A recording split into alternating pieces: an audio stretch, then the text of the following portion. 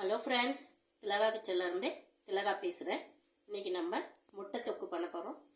எப்படி பண்ணலான்னு பார்க்கலாம் வாங்க. அவளை எண்ணெய் ஊற்றி வச்சுருக்கேன். ஒரு 5 டீஸ்பூன் எண்ணெய் இருந்தால் போதும். சோம்பு போட்டிருக்கேன், 1/2 டீஸ்பூன் சோம்பு போட்டிருக்கேன். பொரியட்டும். பூண்டு ஒரு 10 பல் பூண்டு தட்டி வச்சுருக்கேன், அதை போட்டுக்கலாம். ஒரு காஞ்ச மிளகாய் கிள்ளி போட்டுக்கோங்க. பச்சை மிளகாய் 1 போட்டுக்கலாம். கருவேப்பிலை கொஞ்சம்,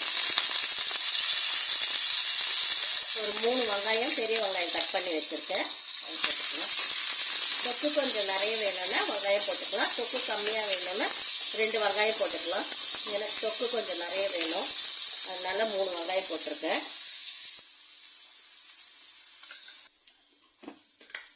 வெங்காயம் வதங்கிறதுக்கு கொஞ்சம் சால்ட் போட்டுக்கோங்க.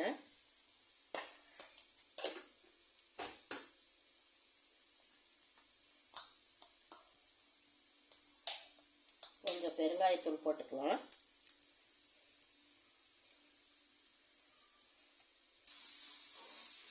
வெங்காயம் வதங்கட்டும். பெருங்காயத்தூள் சில பேர் போட மாட்டாங்க, ஏன்னா முட்டைக்கு போய் பெருங்காயத்தூளான்னு.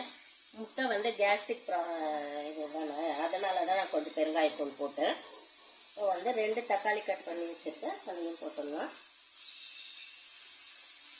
நல்லா வெங்காயம் தக்காளி நல்லா வதங்கி வரட்டும். இதான் தொக்கு நல்லா டேஸ்ட்டாக இருக்கும்.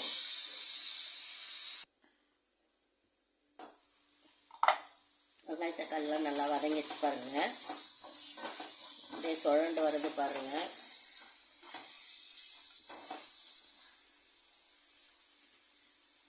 மஞ்சத்தூள் 1/2 டீஸ்பூன், கரம் மசாலா 1/2 டீஸ்பூன், குழம்பு மிளகாய் தூள் 3 டீஸ்பூன் வச்சுருக்கேன். இதை அப்படியே போட்டுடலாம்.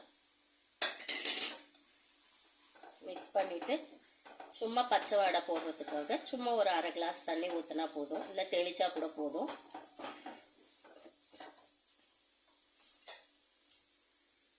ஒரு 1/2 கிளாஸ் தண்ணி ஊற்றிக்கோங்க. இந்த மிளகா பச்சை ஸ்மெல்லாம் போகணும். கொஞ்சம் ட்ரை ஆகட்டும்.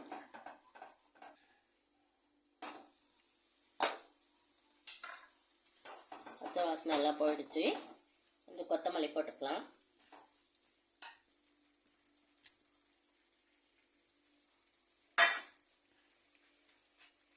முட்டை உள்ள காரம்லாம் போனோன்னா நடுவில் மட்டும் ஒரு கோடு போட்டுக்கிறோம். நான் ஆஃபாக கட் பண்ணல, கொஞ்சம் அங்கங்கே நடுவில் மட்டும் இந்த மாதிரி கோடு போட்டுக்கிட்டா அந்த எல்லோவில் காரம்லாம் போகும். ஆஃபாக வேணும்னாலும் போட்டுக்கலாம்.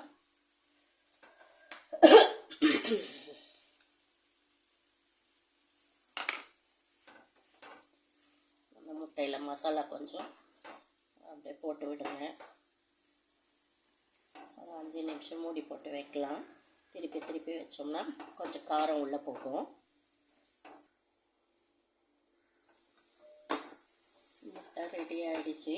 நல்லா வெங்காயம் தக்காளி இந்த மசாலாலாம் நல்லா ஒன்று சேர நல்லா மிக்ஸ் ஆகி வந்துடுச்சு. இதில் நீங்கள் உப்பு காரம் இப்போ செக் பண்ணிக்கோங்க. கொஞ்சம் லாஸ்ட்டாக இறக்க போகும்போது மிளகுத்தூள் போட்டுக்கோங்க. சாம்பார்லேயும் கொஞ்சம் மிளகுத்தூள் போட்டுறேன்.